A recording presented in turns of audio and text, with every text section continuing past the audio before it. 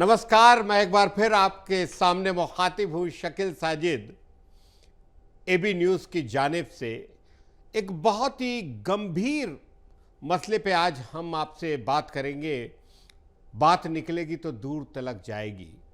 देश की शीर्ष अदालत यानी सुप्रीम कोर्ट बनाने के बारे में अविभाजित भारत में अपील के लिए एक अंतिम अदालत बनाने का विचार प्रतिष्ठित वकील और सांसद हरि सिंह गौर ने दिया था।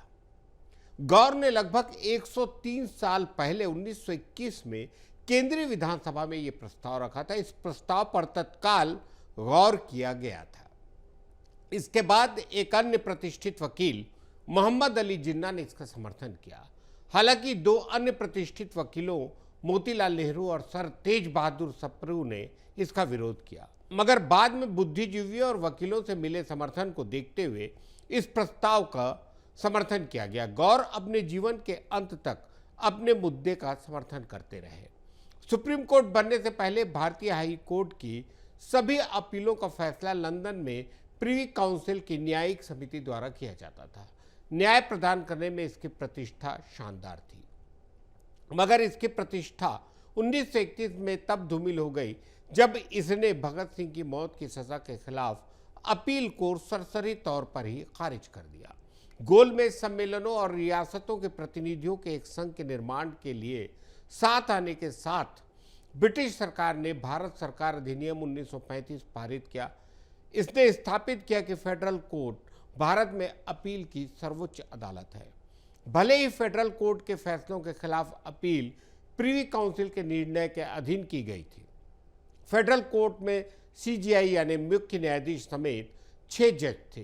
6 दिसंबर 1935 को मुख्य न्यायाधीश मॉरिस ग्वेयर और उनके सहयोगी इलाहाबाद हाईकोर्ट के मुख्य न्यायाधीश जज सर शाह मोहम्मद सुलेमान और बॉम्बे के सफल वकील मुकुंद रामराव जयकर के साथ इसकी पहली बैठक से लेकर अगस्त 1947 में स्वतंत्रता तक संघीय अदालत में कभी भी 3 से अधिक जज नहीं रहे। इसमें मुख्य न्यायाधीश के रूप में एक अंग्रेज और सहयोगी न्यायाधीश के रूप में एक हिंदू और एक मुस्लिम जज थे।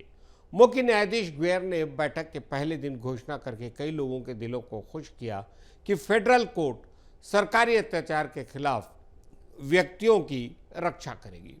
प्रारंभिक वर्षों में फेडरल कोर्ट ने राजनीतिक आयाम वाले किसी भी कानूनी विवाद से दूरी बना ली। 1942 में फेडरल कोर्ट ने हजारों राजनीतिक कार्यकर्ताओं की युद्धकालीन नजरबंदी को पलट दिया। हालांकि प्रिवी काउंसिल ने फेडरल कोर्ट के अधिकांश सरकार विरोधी फैसलों को खारिज कर दिया। भारत को आज़ादी मिलने से ठीक 2 दिन पहले 13 अगस्त 1947 को विलियम पैट्रिक स्पेंस के इस्तीफे के साथ फेडरल कोर्ट के मुख्य न्यायाधीश के रूप में अंग्रेज का कार्यकाल समाप्त हो गया। संविधान के निर्माण के दौरान सर्वोच्च न्यायालय की स्थापना के लिए रूपरेखा का सुझाव देने का कार्य एक समिति को सौंपा गया। इसमें पूर्व फेडरल कोर्ट के न्यायाधीश जज सर श्रीनिवास वरदाचार्य, पूर्व महाअधिवक्ता भोजेंद्र मित्तर, अल्लादी कृष्ण स्वामी अय्यर, के.एम. मुंशी और बी.एन. राव शामिल थे। फेडरल कोर्ट के बुनियादी ढांचे पर समिति ने सभी श्रेणियों के मामलों की सुनवाई के लिए सुप्रीम कोर्ट को व्यापक संवैधानिक शक्तियां और कई क्षेत्राधिकार सौंपने के लिए इसका काफी विस्तार किया। संविधान सभा ने सुप्रीम कोर्ट को मौलिक अधिकारों का संरक्षक बनाया। उसे न्यायिक समीक्षा की प्रति बहुसंख्यक शक्ति दी। 26 जनवरी 1950 को संविधान लागू होने के बाद सुप्रीम कोर्ट ने अपनी पहली बैठक 28 जनवरी 1950 को चैम्बर ऑफ प्रिंसेस में की, जहां फेडरल कोर्ट ने काम किया। इसमें हरिलाल जय किशन दास कानिया सीजीआई और जस्टिस एस फजल अली, एम पतंजलि शास्त्री, मेहर चंद महाजन, बिजन कुमार मुखर्जी और सुधीर रंजन दास शामिल थे। 23 सितंबर 1950 में सुप्रीम कोर्ट में जस्टिस एन.सी. चंद्रशेखर अय्यर और 5 मार्च 1951 को विवियन बोस की सुप्रीम कोर्ट के न्यायाधीश के रूप में नियुक्ति के साथ अपनी स्थापना के 1 वर्ष के भीतर मुख्य न्यायाधीश समेत 8 जज की अपनी पूरी ताकत तक पहुंच गया।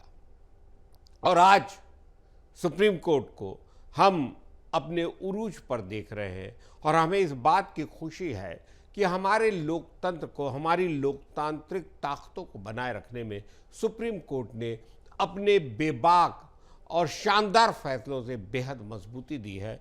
और जब ऐसा लगता है कि कोई आस नहीं रह गई है किसी भी प्रशासनिक ढांचे से, तब सुप्रीम कोर्ट और दूसरे हाई कोर्ट हमारे जनतंत्र को, हमारे मानवीय मूल्यों को, हमारे मूलभूत अधिकारों को मजबूती प्रदान करते रहते हैं।